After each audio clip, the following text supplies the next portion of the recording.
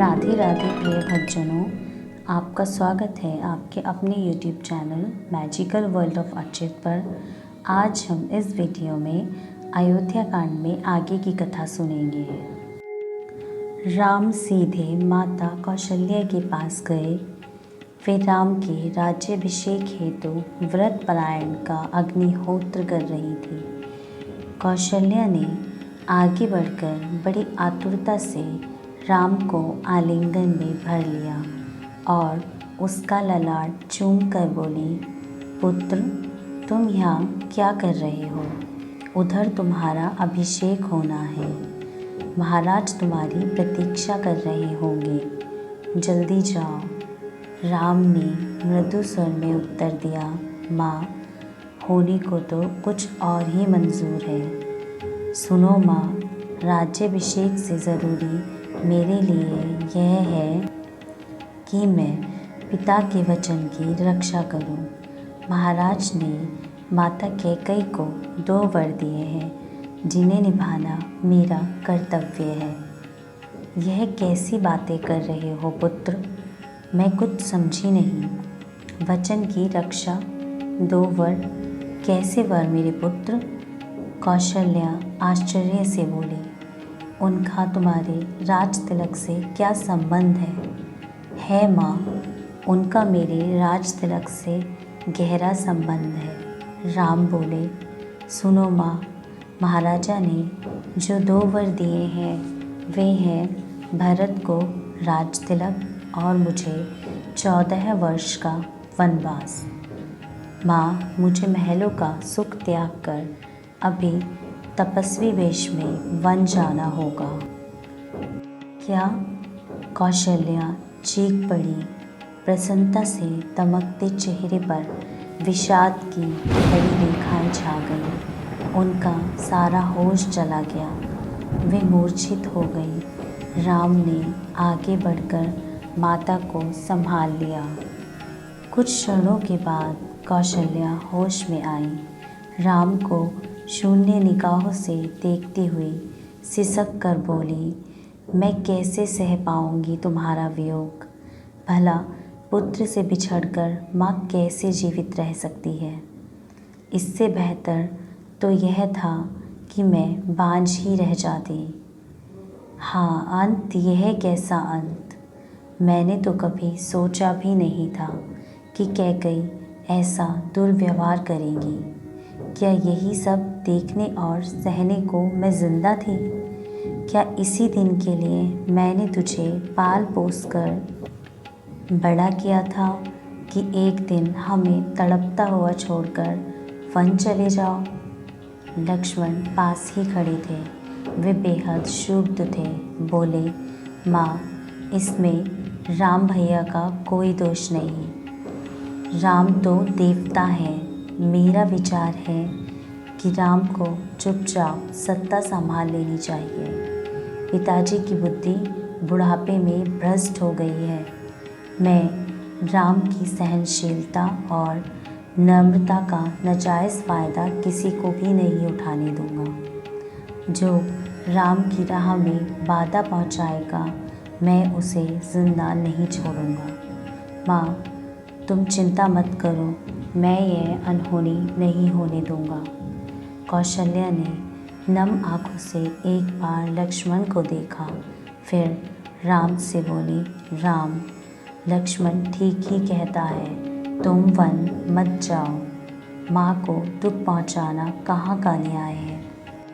अगर पिता के आदेश को मानना धर्म है तो माँ का आदेश भी न मानना अधर्म होगा। मुनि कश्यप की भांति तुम भी यहीं रहो और माँ की सेवा करो। अगर तुम चले गए तो मैं अन्न जल सब त्याग दूंगी। राम उलझन में पड़ गए। फिर दृढ़ स्वर में बोले, क्षमा करें माँ, मैं अपने वचन से मुकर नहीं सकता। चंद्र, सूर्य तथा पृथ्वी भले ही अपना धर्म त्याग दे, मगर मेरे लिए पिता के आदेश को मानने के सिवा और कोई चारा नहीं है। आप मेरी माँ हैं तो महाराजा की पत्नी भी है। आपका भी यह कर्तव्य बनता है कि पति के वचन भंग न होने दें। कृपया मुझे वन जाने से नहीं रोकें। कौशल्या क्या जवाब देती? वे चुपचाप खड़ी रहीं। राम ने लक्ष्मण से कहा, भाई लक्ष्मण, मेरे प्रति तुम्हारा जो स्नेह है उससे मैं भली भांति परिचित हूँ, पर तुम्हारा क्रोध व्यर्थ है। पिता का आदेश न मानना कितना बड़ा अधर्म है, यह तो तुम भी जानते हो। माँ को तो प्रसन्न होना चाहिए कि उनका पुत्र कुल की रीत का पालन कर रहा है। 14 वर्षों के बाद तो मैं महल में लौट ही आऊँगा।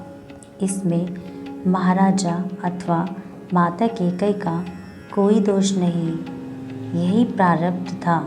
भाग्य से भला कौन लड़ सका है। लक्ष्मण बोले, कमाल है, आप जैसा कर्मवीर भी भाग्य को ही सब कुछ मान रहा है, जबकि सच्चाई यह है कि आप माता कैकेयी के षड्यंत्र के शिकार बने हैं। आपको तो इस अन्याय का मुकाबला करना चाहिए, मगर आप हैं कि इसे ही प्रारब्ध मान रहे हैं। मैं ऐसा नहीं होने दूंगा, आपको ही सत्ता संभालनी पड़ेगी। राम धीरे से मुस्कुराकर बोले, धैर्य धारण करो लक्ष्मण, मुझे धर्म का पालन करने दो। मगर सहसा कौशल्या बोली, तुम महलों में पले हुए वन में कैसे रह पाओगे? कैसे वहाँ के कष्ट और दुख सह सकोगे? कहाँ सोओगे? क्या खाओगे? मेरा तो कलेजा फटा जा रहा है। ठीक है, तुम वन जाओगे तो मैं भी तुम्हारे साथ चलूँगी। राम ने कौशल्या का हाथ पकड़कर कहा, माँ, इस वक्त आपको महल में होना ही ज़रूरी है। महाराजा की हालत नाजुक है। कैकेयी माता के व्यवहार से उनका दिल टूट गया है। अगर आप ऐसी हालत में उन्हें छोड़कर चली गईं तो वे जिंदा नहीं रह सकेंगे। उन्हें इस दारुण हालत से आप ही उबार सकती हैं। पति की एकांत सेवा ही पत्नी का एकमात्र कर्तव्य है माता। कौशल्या समझ गई कि राम को अपने पद से विचलित करना व्यर्थ है, और फिर राम जो कुछ कर रहा था धर्म अनुसार ही, इसलिए वे आंखें पोंछकर भरे दिल से कांपते स्वर में बोली, जाओ पुत्र, ईश्वर तुम्हारी रक्षा करेंगे। मैं जानती हूँ तुम्हें रोक पाना असंभव है। राम माता से विदा लेकर सीता से मिलने अपने प्रकोष्ठ में गए। सीता पति के संभावित राज्याभिषेक की कल्पना से भाव विभोर थी, लेकिन जब राम ने उनके प्रकोष्ठ में प्रवेश किया तो उनके शरीर पर कोई राज्य चिन्ह नहीं था, बल्कि चेहरे पर असीम वेदना झलक रही थी। सीता किसी अनिष्ट की कल्पना से कांप उठी। सीता ने व्याकुल होकर पूछा, यह क्या प्राणनाथ, चेहरे पर यह कैसा उद्वेग?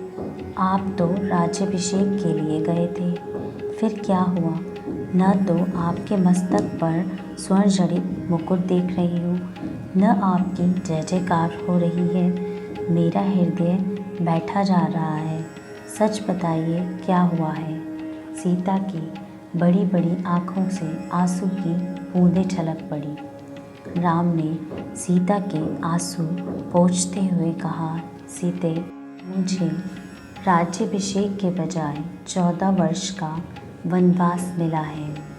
माता कैकेयी की इच्छा है कि भरत कौशल नरेश बने और मैं वनवासी।